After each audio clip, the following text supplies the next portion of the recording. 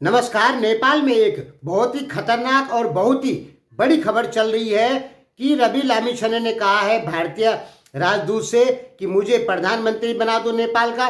बदले में मैं नेपाल का विलय भारत में भी करने को तैयार हूं और भूटान जैसा संरक्षित राष्ट्र बनने को भी तैयार हूं।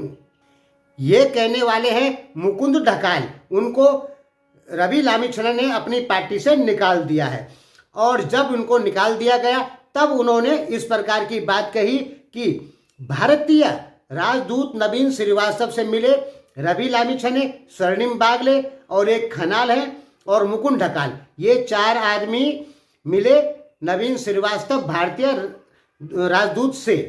और उन्होंने भारतीय राजदूत से कहा, रवि लामिछाने ने भारतीय राजदूत से कहा कि हम नेपाल का विलय भारत में भी करने को तैयार है, भूटान जैसा संरक्षित राष्ट्र बनने को भी तैयार है, बस हमें नेपाल का प्रधानमंत्री बना दो। ये कहा कि रवि लामिछाने ने। ये कहने वाले कौन है? मुकुंद ढकाल। तो मुकुंद ढकाल ने पहले ये बात क्यों नहीं बोली जब वो पार्टी में थे? जब उनको पार्टी से हटा दिया गया तब वो ये बात क्यों बोल रहे हैं? देखिए, हमने 2-3 साल 4 साल पहले ही कह दिया कि रवि लामिछाने बिकने वाले आदमी नहीं है, वो बिकेंगे नहीं। मुकुंद ढकाल जो कह रहे हैं ये सरासर 100% झूठ है।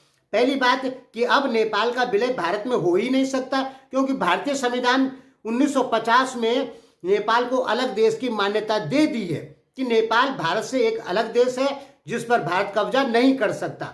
उत्तराखंड, सिक्किम को अलग देश की मान्यता नहीं मिली, इसलिए ये भारत का हिस्सा है। कश्मीर को अलग देश की मान्यता नहीं मिली, इसलिए वो भारत का हिस्सा है। नेपाल को अलग देश की मान्यता भारतीय संविधान 1950 का दे चुका है। अब नेपाल का विलय भारत में नहीं हो सकता, चाहे नेपाली खुद भी प्रयास करेंगे तो भी नहीं हो सकता। क्यों नहीं हो सकता? क्योंकि भारतीय संविधान बहुत ताकतवर है। इतना ताकतवर है जो संविधान 70 साल से राम मंदिर नहीं बनने दिया क्योंकि सबूत नहीं थे। बताइए कितना ताकतवर होगा।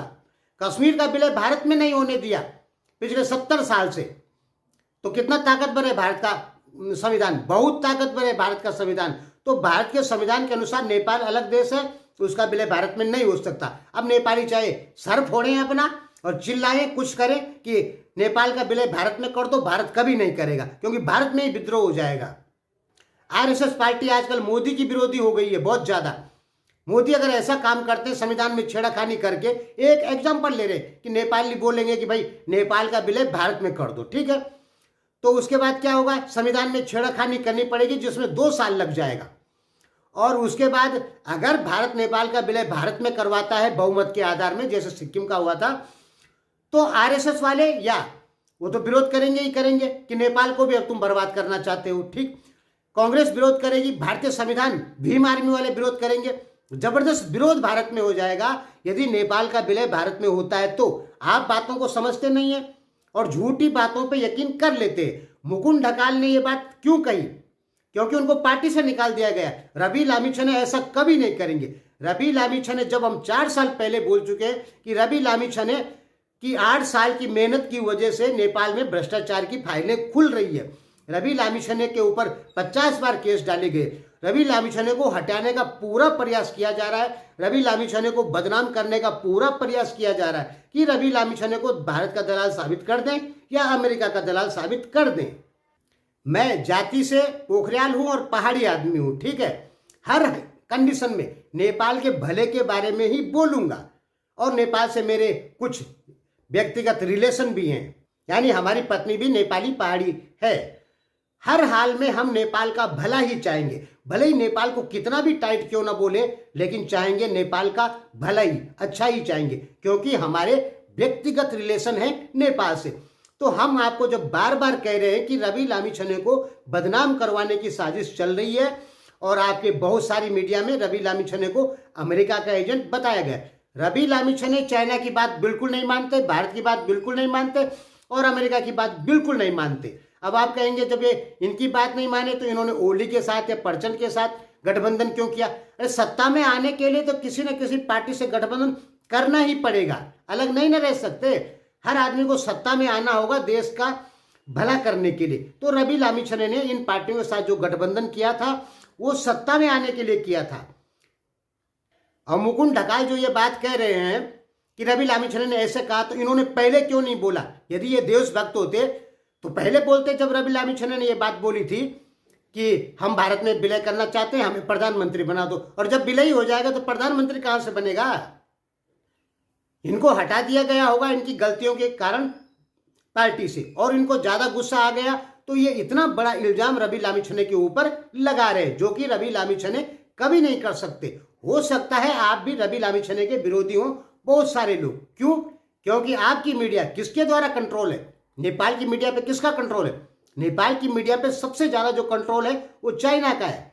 अब आप बोलेंगे नहीं है, तो नेपाल की मीडिया में सबसे ज्यादा चाइना की तारीफ क्यों होती है और भारत अमेरिका की बुराई क्यों होती है? नेपाल की सोशल मीडिया चेक कर लीजिए, या बड़ी मीडिया भी चेक कर लीजिए, ऐसा क्यों होता है?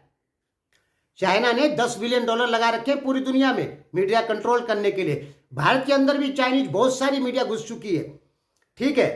पाकिस्तान में तो खैर पूरी घुस चुकी है, श्रीलंका में पूरी घुस चुकी है। जो चाइना वहां से हुक्म देगा वही यहाँ पे होगा, वही मीडिया यहाँ पे गुणगान करेगी चाइना का। तो दिमाग में रख लीजिए, रवि लामिछाने किसी की बात नहीं मानेंगे, न चाइना का, न भारत की, न अमेरिका की। और रवि लामिछाने अगर चाइना की बात नहीं मानते हैं तो रवि लामिछाने को बदनाम करवाया जाएगा नेपाल में, अच्छे से जान लीजिए। चाइनीज मीडिया आपका इतना बड़ा ब्रेन वॉश कर देगी कि आने वाले समय में आप स्वयं कहेंगे कि नेपाल का विलय चाइना में होना चाहिए। इतना बड़ा ब्रेन वॉश होगा आप लोगों का 10 साल के भीतर भीतर। मेरी भविष्यवाणी कभी गलत नहीं होती है, और मैं लक्षण देख रहा हूं कि आपका ब्रेन वॉश इतना ज्यादा हो जाएगा आने वाले समय में कि आप खुद कहेंगे कि नेपाल का विलय चाइना में कर दो। यानी एक जो देश कभी न गुलाम हुआ, जो प्राचीन एक देश भी है, वो अपना अस्तित्व ही समाप्त कर देगा। यानी नेपाल अपना अस्तित्व ही समाप्त कर देगा। इस तरीके से आपका ब्रेन वॉश किया जा रहा है। आपको लग रहा है कि चाइना बहुत ही अच्छा है और भारत हमें खाने वाला है, इसलिए बढ़िया है कि चाइना में विलय कर दो। और इसी प्रकार की न्यूज़ें आपके यहाँ चलती रहेगी, और 10-15 साल में आप स्वयं कहेंगे कि नेपाल का विलय चाइना में कर दो। आज बहुमत होता है कि नेपाल का विलय भारत में चाहिए कि चाइना में चाहिए, तो सब लोग, नेपाली लोग चाइना में बोलेंगे, ठीक है। ज्यादातर यही बोलेंगे नहीं, नेपाल अलग ही देश रहेगा, सभी यही कहेंगे नेपाल जैसा है वैसे ही रहेगा। लेकिन कुछ ऐसे भी गद्दार हैं आपके देश में बैठे हुए जो कहेंगे कि नेपाल का विलय चाइना में कर दो, और 2-4% ऐसे भी गद्दार होंगे जो कहेंगे कि नेपाल का विलय भारत में कर दो। लेकिन ज्यादा से ज्यादा चाइना वाले मिलेंगे। तो यही ब्रेन वॉश आपका धीरे धीरे किया जा रहा है, और आने वाले 10-15 साल में नेपालियों को भारत का इतना डर दिखाया जाएगा कि नेपाली स्वयं बोलेंगे कि हमारा विलय चाइना में हो जाए तो बहुत अच्छा है। इसे कहते हैं मीडिया वार, एक भी गोली चलाए किसी देश की भूमि को कब्जा करना। अब आप बोलेंगे कि भारत कब्जा करना चाहता है नेपाल को।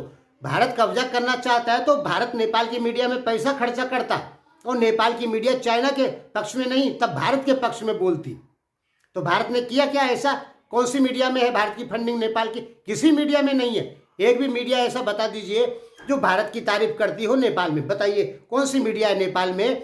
बताइए, लिख कर बताइए कि ये चैनल है जो भारत की तारीफ करता है, बताइए। लेकिन मैं आपको हजारों चैनल ऐसे बता दूंगा, कई 100 चैनल जो दबा के चीन का गुणगान करते हैं। यानी आपका ब्रेन वॉश किया जा रहा है और झूठा डर दिखाया जा रहा है कि भारत नेपाल को खाना चाहता है, ठीक है। और नेपालियों को धीरे धीरे ब्रेन वॉश किया जा रहा है कि भारत नेपाल को खाना चाहता है, और तब नेपाल क्या बोलेंगे नेपाली बाद में, इससे बढ़िया तो चाइना में ही मिल जाओ, कम से कम विकास तो होगा।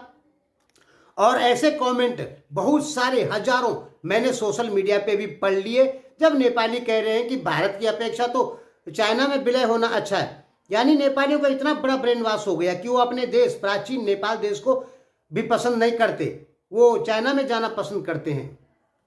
तो ये मुकुंद ढकाल जो है ये 100% गलत बोल रहे हैं, झूठ बोल रहे हैं। धन्यवाद।